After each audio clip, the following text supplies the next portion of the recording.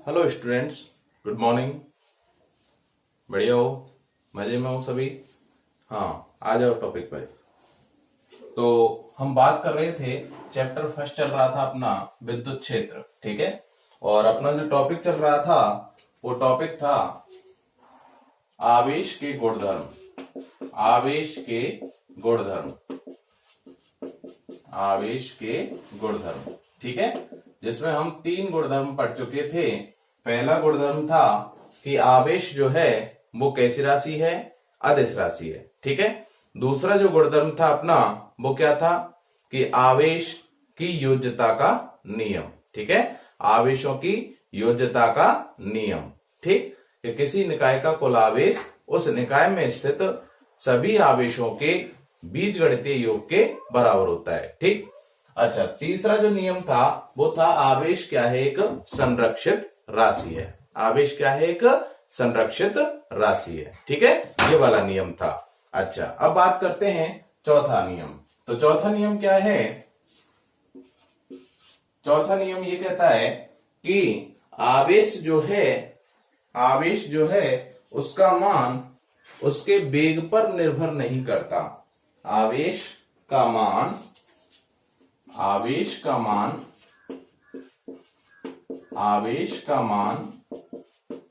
उसके वेग पर निर्भर नहीं करता।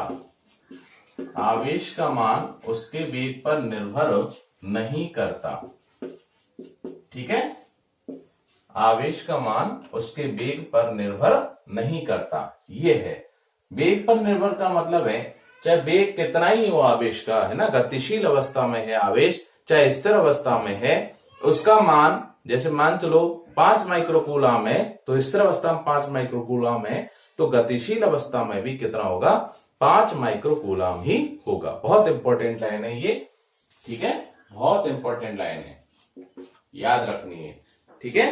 तो इसका मतलब है कि अर्थात यदि आपेक्षकीय वेग से गतिशील हो कौन? आवेश, स्थिर हो चाहे आवेश का मान अपरिवर्तित रहता है, ठीक है। स्थिर हो चाहे गतिशील हो तो आवेश का जो मान है वो क्या रहता है?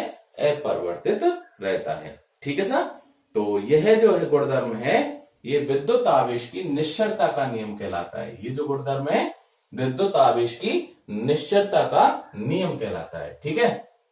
तो हम इसे कह सकते हैं कि वेग पर निर्भर नहीं करता, अर्थात इसे आवेश की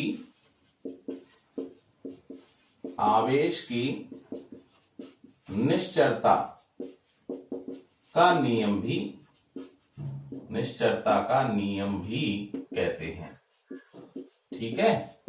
हाँ, तो निश्चरता के नियम में हमें क्या लिखना है कि इसका मतलब है, निश्चरता के नियम का मतलब है कि आवेश का जो मान है उसके वेग पर निर्भर नहीं करता, चाहे आवेश गतिशील हो चाहे आवेश जो है वो कैसा हो? स्थिर अवस्था में हो, ठीक है। हाँ जी, अब सुनना नेक्स्ट पॉइंट, बहुत इंपॉर्टेंट पॉइंट है, ठीक है। इस पर आधारित क्वेश्चंस भी पूछे जाते हैं अक्सर, ठीक। और वो क्या है? क्वेश्चन के रूप में लिखते हैं इसको कि आवेश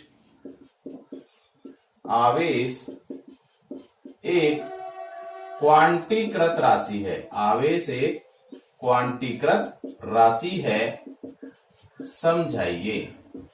आवेश एक क्वांटीकृत राशि है, समझाइए, ठीक है। ये क्वेश्चन के रूप में भाई अपना जो पॉइंट है वो कैसा है? क्वेश्चंस के रूप में कि आवेश जो है वो एक क्वांटीकृत राशि है, कैसे? इसे हमें क्या होगा? समझाना पड़ेगा, ठीक है भाई। तो सबसे पहले हमें यहां यह देखना पड़ेगा कि क्वांटीकरण का मतलब क्या होता है ना। कि सबसे पहले यहां यह देखना पड़ेगा कि इस क्वांटीकरण का मतलब क्या होता है, ठीक। तो इसको हम थोड़ा सा समझें पहले, है ना, ध्यान से सुनना। आप लोगों ने बेसन के लड्डू खाए होंगे भाई, बेसन के लड्डू खाए होंगे आसानी से, ठीक है, खूब खाए होंगे। तो बेसन का जो लड्डू है वो 2 प्रकार से बनता है, बेसन का ही बनता है ना। और वो कैसा कैसा होता है कि एक तो कैसे बनाते हैं साहब कि बेसन को लिया और बेसन को कढ़ाई में डाला, है ना, और भूना, उसको भूना घी डाल के, ठीक है। और फिर बाहर निकाल के उसमें बूरा वगैरह मिला के और उसके क्या बना दिए, लड्डू बना दिए। ठीक है, तो इसका मतलब है कि एक तो लड्डू ऐसा है बिल्कुल इस प्रकार, ठीक है, जो मार्केट में मिलता है बेसन का लड्डू, ये रसम, ठीक है। इसका मतलब ये बिल्कुल ठोस है भाई, ठोस है, यानी इसके अंदर पूरे में बेसन जो है वो इस प्रकार एक समान रूप से क्या है, वितरित है। बेसन जो है वो एक समान रूप से भरा हुआ है इसके अंदर, ठीक है, कहीं भी कोई गैप नजर नहीं आ रहा है।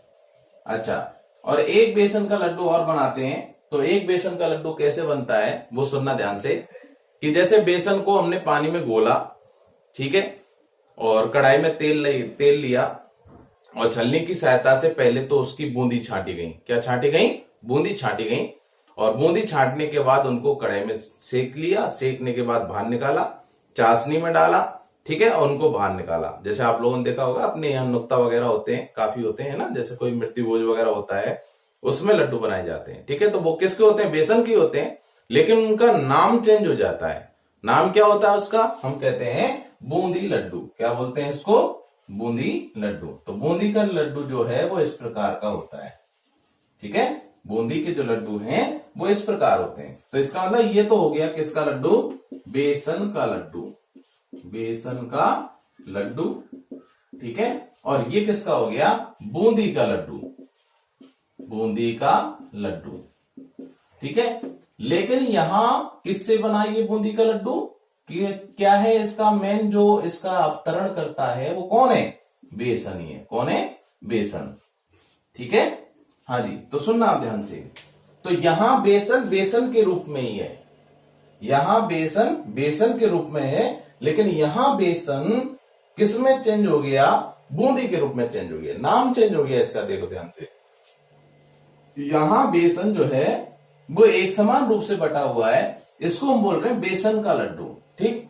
लेकिन यहां बेसन जो है किसके रूप में बदला, बूंदी के रूप में बदला, ठीक है। इसका मतलब है कि यहां इस बेसन का क्या हो गया, क्वांटीकरण हो गया, इसी को हम कहते हैं क्वांटीकरण, ठीक है, बंटवारा, बंटवारा हो गया। कहने का मतलब कि बेसन जो है वो छोटी छोटी बूंदियों के रूप में क्या है, बटा हुआ है।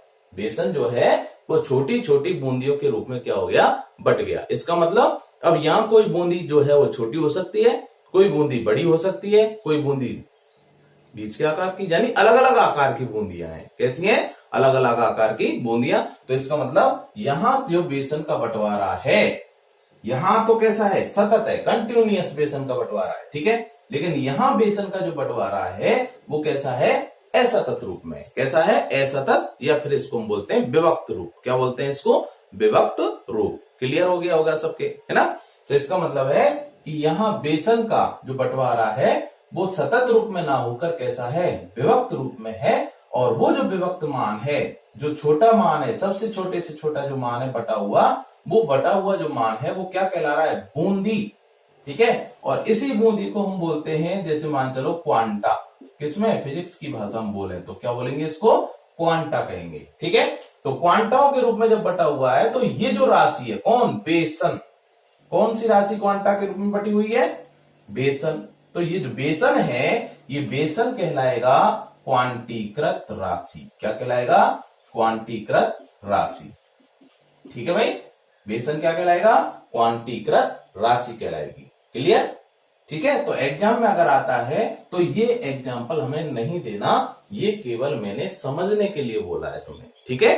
केवल समझने के लिए हमने देखा है कि क्वांटीकरण का मतलब क्या होता है, क्वांटा क्या होता है, ठीक है। तो क्वांटीकरण का मतलब होता है सतत रूप में बट ना होकर कैसा है, विभक्त मान के रूप में है, बटे हुए मान में। क्लियर हो गया होगा सबके, ठीक है। तो इसका मतलब आवेश जो है वो ऐसा ना हो कि इसका बंटवारा होता है क्वांटा के रूप में होता है। आवेश का जो छोटा मान है, बटा हुआ मान है, वो कहलाता है क्वांटा, और आवेश कहलाती है क्वांटीकृत राशि, ठीक है। तो किसी भी वस्तु पर अगर आवेश का बंटवारा हो रहा है वो सतत रूप में ना होकर कैसा हो, विभक्त रूप में होता है। और सबसे छोटा जो न्यूनतम सो परिभाषित मान, अच्छे से परिभाषित जो मान है वो कहलाता है क्वांटा, और आवेश कहलाती है क्वांटीकृत राशि, ठीक है। तो फिजिक्स की भाषा में इसका आंसर कैसे लिखेंगे वो सुनना भाई ध्यान से।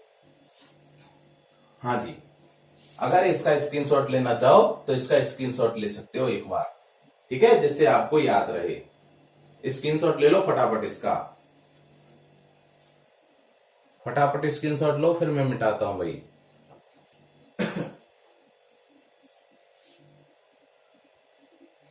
हाँ जी, मिटा देता हूं इसको। तो सुनना भाई ध्यान से कि क्वांटीकरण सिद्धांत के अनुसार, आंसर लिख रहा हूं इसका, क्वांटीकरण सिद्धांत के अनुसार, सिद्धांत के अनुसार, क्वांटीकरण सिद्धांत के अनुसार आवेश का वितरण, आवेश का वितरण सतत रूप में ना होकर, सतत रूप में ना होकर, सतत रूप में ना होकर कैसा होता है भाई, विभक्त रूप में होता है, ठीक है, सतत रूप में ना होकर विभक्त रूप में होता है, विभक्त रूप में होता है, विभक्त रूप में होता है, ठीक है। ये हमने अभी बात की थी कि बूंदी का बंटवारा, सॉरी बेसन का बंटवारा किसके रूप में हुआ, बूंदियों के रूप में हुआ, ठीक है, किसके रूप में, बूंदियों के रूप में। तो हम क्या लिखेंगे यहां पर, अर्थात आवेश का वितरण, आवेश का वितरण, अर्थात आवेश का वितरण छोटे छोटे पैकेट्स के रूप में होता है, आवेश का वितरण छोटे छोटे पैकेट्स के रूप में होता है, ठीक है, पैकेट्स के रूप में होता है, पैकेट्स के रूप में होता है। तो आवेश का जो वितरण है वो छोटे छोटे पैकेट्स के रूप में होता है, ठीक है भाई। और आवेश का सबसे छोटा, आवेश का पैरा छोड़ के लिखेंगे, आवेश का सबसे छोटा, सबसे छोटा न्यूनतम सुपरिभाषित, न्यूनतम सुपरिभाषित मान, आवेश का सबसे छोटा न्यूनतम सुपरिभाषित मान क्या कहलाता है भाई, क्वांटा कहलाता है, यानी एक पैकेट क्या कहलाता है, क्वांटा कहलाता है, सुपरिभाषित मान क्वांटा कहलाता है। आवेश का न्यूनतम सुपरिभाषित मान क्या कहलाता है, क्वांटा कहलाता है। और आवेश क्या कहलाएगी, तथा आवेश, तथा आवेश एक क्वांटीकृत राशि, आवेश एक क्वांटीकृत राशि कहलाती है, आवेश एक क्वांटीकृत राशि कहलाती है, ठीक है भाई। ये इसका एक बार स्क्रीनशॉट ले लो, फिर आगे बात करते हैं, ठीक है।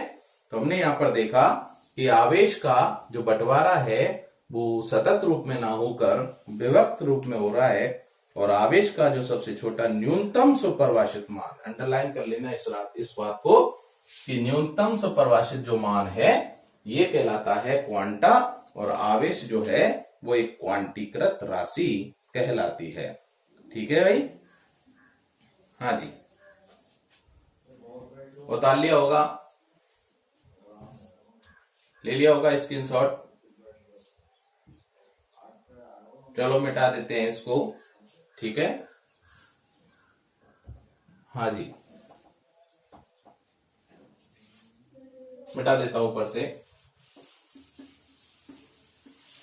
तो देखना भाई, 11th क्लास में हमने पढ़ा था एक मिलिकन नाम का वैज्ञानिक, ठीक है। तो मिलिकन तेल बूंद प्रयोग के अनुसार क्या देखा हमने, मिलिकन तेल बूंद प्रयोग से, मिलिकन तेल बूंद प्रयोग से, ठीक है, मिलिकन तेल बूंद प्रयोग से क्या देखा भाई, मिटा देता हूं ये भी।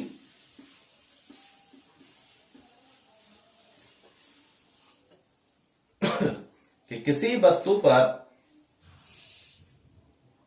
किसी वस्तु पर आवेश की मात्रा, किसी वस्तु पर आवेश की मात्रा, किसी वस्तु पर आवेश की मात्रा इलेक्ट्रॉन के आवेश, इलेक्ट्रॉन के आवेश, इलेक्ट्रॉन के आवेश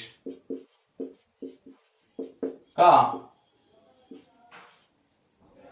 आवेश की मात्रा का, आवेश की मात्रा का पूर्ण गुणज, आवेश की मात्रा का पूर्ण गुणज होता है, आवेश की मात्रा का पूर्ण गुणज होता है, पूर्ण गुणज होता है। ठीक है, तो मैंने क्या बोला था कि यहां वस्तु पर जो आवेश आना, ठीक है, वो किस पर डिपेंड करेगा, इलेक्ट्रॉन्स के ट्रांसफर पर डिपेंड करेगा। याद करो घर्षण वाली जब हमने विधि पढ़ी थी, ठीक है, जब हमने आवेशन की क्रिया पढ़ी थी तो उस समय मैंने बोला था कि आवेश जो आता है वो किसके कारण आता है वस्तु पर, इलेक्ट्रॉन्स के स्थानांतरण के कारण आता है। ठीक है, तो प्लस आवेश आ रहा है तो इसका मतलब इलेक्ट्रॉन्स निकल गए उससे, और माइनस आ रहा है तो इसका मतलब उस वस्तु पर इलेक्ट्रॉन्स आ रहे हैं। ठीक है, तो अधिकता, इलेक्ट्रॉन्स की अधिकता तो इसका मतलब नेगेटिव आवेश आएगा, इलेक्ट्रॉन्स की कमी तो मतलब पॉजिटिव आवेश आएगा। ठीक, तो देखना भाई ध्यान से, तो ये कह रहा है किसी वस्तु पर आवेश की जो मात्रा होती है, अर्थात किसी वस्तु पर आवेश मतलब कैपिटल क्यू से व्यक्त कर रहा हूं, ठीक है, अर्थात किसी वस्तु पर जो आवेश है वो इलेक्ट्रॉन्स की मात्रा, यानी इलेक्ट्रॉन्स की मात्रा कितनी है, ई होती है। इलेक्ट्रॉन्स की मात्रा क्या होती है, ई होती है। ई का मान कितना होता है, 1.6 गुणा 10 की घात माइनस 19 कूलम होता है। ठीक है, तो इस ई का क्या होता है भाई, पूर्ण गुणज होता है, पूर्ण गुणज होता है। ठीक है, ई का क्या होता है, पूर्ण गुणज, जहां एन जो है वो क्या है, एन बराबर 1 2 3 4 5 डैश। ठीक है, पूर्ण गुणज का मतलब है कि संख्या पूरी होगी, एन का मान पूरा होगा, 1/2 नहीं होगा, 4/3 नहीं होगा, है ना, 2.5 नहीं होगा, 1.5 नहीं होगा, ऐसा नहीं होगा। क्या होगा, 1 हो सकता है, 2 हो सकता है, 3 हो सकता है, 4 हो सकता है, 5 हो सकता है। अगर एन का मान ऐसा आ रहा है तो वस्तु पर आवेश होगा, अन्यथा वस्तु पर आवेश स्थित नहीं होगा। बात समझ में आ गई होगी। ठीक है, तो पूर्ण गुणज होता है, पूर्ण गुणज यानी एन का जो मान है वो पूर्ण गुणज आना चाहिए। क्लियर, और ई का जो मान है, ई बराबर 1.6 गुणा 10 की घात माइनस 19 कूलम होता है। ठीक, अब यहां पर यह देखना है कि वस्तु पर इलेक्ट्रॉन्स ज्यादा है या कम है। अगर ज्यादा है तो आवेश आएगा माइनस ई, क्यों, इलेक्ट्रॉन्स की बात हो रही है। अगर वस्तु पर इलेक्ट्रॉन्स कम है तो इसका अंदर आवेश कैसा होगा, पॉजिटिव होगा। कैसा होगा, पॉजिटिव। ठीक है, तो ये बात समझ में आ गई होगी कि अगर इलेक्ट्रॉन्स ज्यादा हैं वस्तु पर, तो मैंने बोला था आपसे कि ए और बी का जब घर्षण कराया था तो ए से इलेक्ट्रॉन निकले, तो मैंने क्या लिखा था यहाँ पर +2e, और यहां पर लिखा था -2e। तो जिस पर ज्यादा इलेक्ट्रॉन्स है उस पर माइनस आएगा, और जिस पर कम है उस पर प्लस आएगा। तो यहां अगर वस्तु पर माइनस चिन्ह आ रहा है तो इसका मतलब वस्तु पर इलेक्ट्रॉन्स ज्यादा है, और अगर प्लस चिन्ह आ रहा है तो वस्तु पर इलेक्ट्रॉन्स कम है। क्लियर, ठीक है, तो ये बात हो गई यहां पर कंप्लीट। क्या बात हुई हमारी कि किसी वस्तु पर जो आवेश पाया जाता है, आवेश की जो मात्रा होती है वो इलेक्ट्रॉन्स की मात्रा का क्या होता है, पूर्ण गुणज होता है। अर्थात Q बराबर होता है N प्लस माइनस ई कर दो इसको, ठीक है, या माइनस प्लस ई, कुछ भी, प्लस माइनस ई। तो जहां N का जो मान है वो 1 2 3 4 5, ठीक है, ऐसा हो सकता है, और ई का जो मान है वो 1.6 गुणा 10 माइनस 19 कूलम होता है। ध्यान रखना कि n का मान नॉट इक्वल टू 1/2, 1.5, 2.5, 4/3 ये नहीं होंगे। ठीक है, ऐसा मान नहीं होगा, केवल पूर्ण गुणज मान होगा। कैसा होगा, पूर्ण गुणज मान। ठीक है, इसका स्क्रीनशॉट ले लीजिए भाई, ले लो भाई इसका स्क्रीनशॉट, फिर बात करते हैं आगे।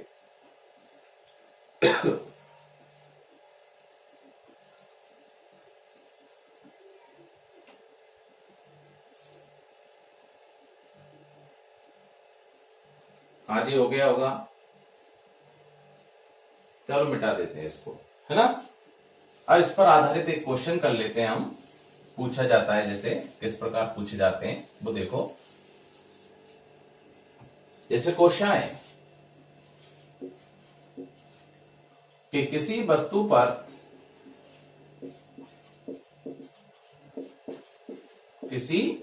पर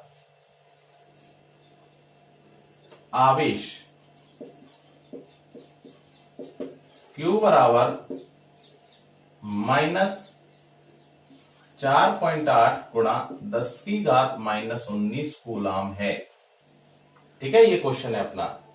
दे रखा है कि किसी वस्तु पर जो आवेश की मात्रा है वो Q बराबर -4.8 गुणा 10⁻⁻19 कूलाम है, तब क्या बताना है हमें। ठीक है, क्वेश्चन फर्स्ट इसका ए क्या पूछ रहा है, सुनना, कि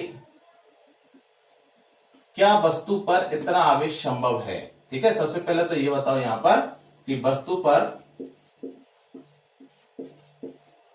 इलेक्ट्रॉन्स की अधिकता है या कमी। ठीक है, पहला क्वेश्चन है कि ये बताओ वस्तु पर इलेक्ट्रॉन्स की अधिकता है या कमी है। ठीक, दूसरा क्वेश्चन क्या है, बी, क्या वस्तु पर इतना आवेश संभव है। क्या वस्तु पर इतना आवेश, इतना मतलब दिया गया आवेश, ठीक है, इतना आवेश संभव है। ठीक है, तीसरा क्वेश्चन क्या है कि अगर संभव है तो कितने इलेक्ट्रॉन्स ज्यादा हैं, यानी इलेक्ट्रॉन्स की अधिकता है या कमी है, या ठीक है, तो कितने इलेक्ट्रॉन्स कम या ज्यादा हैं। ठीक है, तो इलेक्ट्रॉन्स की संख्या ज्ञात करनी है। तीसरे में इलेक्ट्रॉन्स की संख्या ज्ञात करो, इलेक्ट्रॉन्स की संख्या ज्ञात करो, संख्या ज्ञात करो। ठीक है, अच्छा, डी पॉइंट कि द्रव्यमान में भी कोई परिवर्तन होता है क्या, तो द्रव्यमान परिवर्तन भी ज्ञात करना है, द्रव्यमान में परिवर्तन ज्ञात करना है। यहीं से सारे क्वेश्चन सॉल्व हो जाएंगे अपने। ठीक है साहब, द्रव्यमान में परिवर्तन क्या होगा। ठीक है भाई, तो आंसर देखते हैं इसका सबका, अच्छे से ध्यान से देखना। क्या कह रहा है क्वेश्चन में कि किसी वस्तु पर आवेश इतना है तो बताओ वस्तु पर इलेक्ट्रॉन्स की अधिकता है या कमी है। तो आप लोग खुद जवाब दे सकते हो कि आवेश का जो मान है वो कैसा है, नेगेटिव है। होगा कब होगा, जब इलेक्ट्रॉन्स आएंगे या जाएंगे। कब होता है माइनस, जब इलेक्ट्रॉन्स आते हैं। ठीक है, तो इसका मतलब पहले का आंसर क्या हो गया कि इस वस्तु पर आवेश जो है वो इतना है, तो यहां पर इलेक्ट्रॉन्स क्या हैं, ज्यादा है। क्लियर हो गया है ना, तो इलेक्ट्रॉन्स की क्या होगी, यहां पर अधिकता होगी। ठीक है साहब, तो पहले का आंसर ए कि इलेक्ट्रॉन्स की अधिकता होगी, इलेक्ट्रॉन्स की अधिकता। ठीक है साहब, पहले का आंसर हो गया।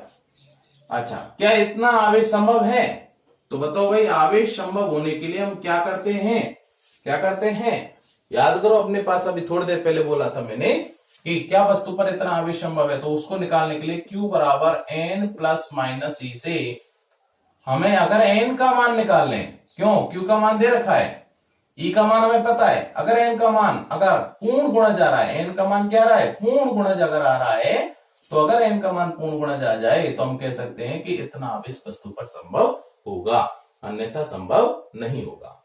ठीक है, हाँ जी, तो देखना, तो Q बराबर प्लस माइनस एन सूत्र से, Q बराबर n प्लस माइनस ई सूत्र से दूसरे का आंसर निकाल रहे हैं हम। ठीक है, n बराबर Q अपॉन ई, बात समझ में आ गई। अब यहां पर देखो प्लस ई आएगा या माइनस ई आएगा, तो क्वेश्चन को देखो ध्यान से, क्या है, माइनस है, तो यहां भी क्या आएगा, माइनस आएगा, क्यों, इससे तुलना करके लिखना है मुझे। ठीक है, तो यहां माइनस ई आ जाएगा, ई का भाग लगा देंगे इधर, तो n बराबर आ जाएगा Q बटे माइनस ई। अब Q कितना है, -4.8 गुणा 10⁻⁻19 बटे माइनस ई का मान कितना होता है 1.6 गुणा 10 की घात माइनस 19। दिस गया और पॉइंट से पॉइंट गया और 16 दून 32 16 3 48, मतलब एन का मान कितना आ गया, या एन बराबर आ गया 3। ठीक है, अर्थात एन का मान कैसा है भाई, पूर्ण गुणज मान है, पूर्ण गुणज मान है। ठीक है भाई, तो इतना आवेश संभव होगा या नहीं होगा, बिल्कुल होगा, क्यों, एन का मान 3 आ रहा है। ठीक है, बिल्कुल होगा। अर्थात अतः वस्तु पर Q बराबर -4.8 गुणा 10 घात -19 कूलम आवेश संभव है, ठीक है भाई, ये इसका आंसर रहा। अब तीसरे का आंसर देखो, आपने दे दिया होगा, इलेक्ट्रॉन्स की संख्या याद करो, तो इलेक्ट्रॉन संख्या कितनी आ गई, 3। एन का मान ही तो निकालना था, एन क्या है, इलेक्ट्रॉन संख्या ही तो है। ठीक है, तो इलेक्ट्रॉन की संख्या तो कितनी आ गई अपने पास, एन बराबर 3। ठीक है, तो कितने इलेक्ट्रॉन ज्यादा हैं वस्तु पर, कितने इलेक्ट्रॉन ज्यादा हैं, 3 इलेक्ट्रॉन्स ज्यादा हैं। ठीक है, तो वस्तु पर कितने इलेक्ट्रॉन्स ज्यादा, 3 इलेक्ट्रॉन्स ज्यादा। ठीक है, हाँ जी, स्क्रीनशॉट ले लो इसका। चौथे का आंसर और देख लेते हैं क्या होता है। तो वस्तु पर इलेक्ट्रॉन्स की जो संख्या आई वो कितनी आई, अधिक आई है, ध्यान रखना, अधिक आई है, वो कितनी आई है, 3 आई है। ठीक है, ज्यादा इलेक्ट्रॉन है, 3 इलेक्ट्रॉन वस्तु पर ज्यादा है, इसलिए कैसा आवेश आ रहा है, नेगेटिव आवेश आ रहा है, नेगेटिव आवेश आ रहा है। ठीक है, हो गया होगा स्क्रीनशॉट, चलो उतार लेना बाद में। हाँ जी, बात करते हैं आगे। तो 3 इलेक्ट्रॉन ज्यादा आ गए अपने। अब बात करते हैं द्रव्यमान परिवर्तन। तो देखो द्रव्यमान में परिवर्तन होगा या नहीं होगा, बोलो, कितने इलेक्ट्रॉन ज्यादा आए, 3। जैसे एक नाव में 5 आदमी बैठे हैं और नाव का जो वजन है टोटल 5 आदमियों सहित, वो मान लेते हैं हम कितना है, 250 किलोग्राम है। अब उसमें 3 आदमी और आ गए, 3 आदमी और आ गए, तो बताओ नाव में वजन बढ़ेगा घटेगा, बढ़ेगा। ठीक है, तो यहाँ इलेक्ट्रॉन्स आ रहे हैं, तो इसका मतलब वजन अधिक होगा, है ना, तो द्रव्यमान में परिवर्तन होगा। कितना ज्यादा होगा द्रव्यमान, 3 इलेक्ट्रॉन्स के द्रव्यमान के बराबर। ठीक है, तो निकाल देते हैं द्रव्यमान में परिवर्तन, डी पॉइंट का आंसर, द्रव्यमान में परिवर्तन, द्रव्यमान में परिवर्तन कितना है भाई, डेल्टा एम ई, डेल्टा परिवर्तन के लिए आता है, ध्यान रखना। ठीक है, इलेक्ट्रॉन्स के द्रव्यमान बराबर वस्तु के द्रव्यमान में कितना परिवर्तन है, 3 इलेक्ट्रॉन्स के द्रव्यमान के बराबर, द्रव्यमान के बराबर। ठीक है भाई, बात समझ में आ गई होगी कि द्रव्यमान में कितना परिवर्तन हुआ, 3 इलेक्ट्रॉन्स के द्रव्यमान के बराबर। तो निकाल देते हैं इसका, या डेल्टा एम बराबर आ जाएगा कितना, 3 इंटू एम ई मतलब इलेक्ट्रॉन्स का द्रव्यमान, तो डेल्टा एम बराबर 3 गुणा इलेक्ट्रॉन्स का द्रव्यमान कितना होता है, 9.1 गुणा 10 की घात -31 किलोग्राम। इलेक्ट्रॉन का द्रव्यमान कितना होता है, 9.1 गुणा 10 की घात -31 किलोग्राम। ठीक है, तो क्या आंसर आ गया अपना, आंसर आ गया डेल्टा एम बराबर 3 एकम 3 और 3 नाम 27, तो 27.3 गुणा 10 की घात -31 किलोग्राम। ठीक है, अब इसको हमें सार्थक अंकों में लिखना है, तो सार्थक अंकों में कैसे लिखेंगे, डेल्टा एम बराबर दशमलव को एक आगे खिसकाना है यहाँ पर। ठीक है, तो इसका मतलब यहां से 10 की घात -1 को नीचे ले जाऊं तो 10 आ जाएगा, और 10 का भाग लगाऊंगा तो ये आ जाएगा 2.73 गुणा 10 की घात, यहां से 1 निकाल लिया था, -30 किलोग्राम बचा। ठीक है, तो कितना परिवर्तन हुआ द्रव्यमान में, 2.73 गुणा 10 की घात -30 किलोग्राम। ठीक है, तो इस प्रकार यहां पर कैसा भी क्वेश्चन पूछा जा सकता है। मैंने जितने भी क्वेश्चंस बनते हैं वो एक क्वेश्चन के अंदर सारे मान रख दिए। ठीक है भाई, क्लियर हो गया होगा आप सबके, है ना, तो इसका स्क्रीनशॉट ले लीजिए।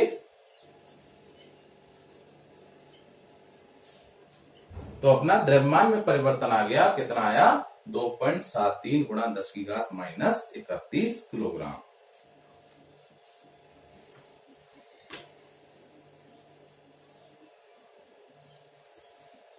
हाँ जी, तो आई थिंक आप लोगों के बहुत अच्छे से समझ में आ गया होगा। ठीक है, तो आज हमने आवेश के गुणधर्मों में क्या देखा कि आवेश का जो मान है उसके वेग पर निर्भर नहीं करता, ये कहलाता आवेश की निश्चलता का नियम। ठीक है, और नेक्स्ट पढ़ा था हमने आवेश एक क्वांटीकृत राशि होती है, जहां क्वांटीकरण का मतलब समझा, उस पर आधारित हमने क्वेश्चंस भी देखा। ठीक है, तो इस प्रकार यहाँ पर क्वेश्चन पूछे जाते हैं। अब नेक्स्ट क्लास के अंदर हम इस पर आधारित और भी क्वेश्चन सॉल्व करेंगे। ठीक है, तो तब तक के लिए बहुत बहुत धन्यवाद।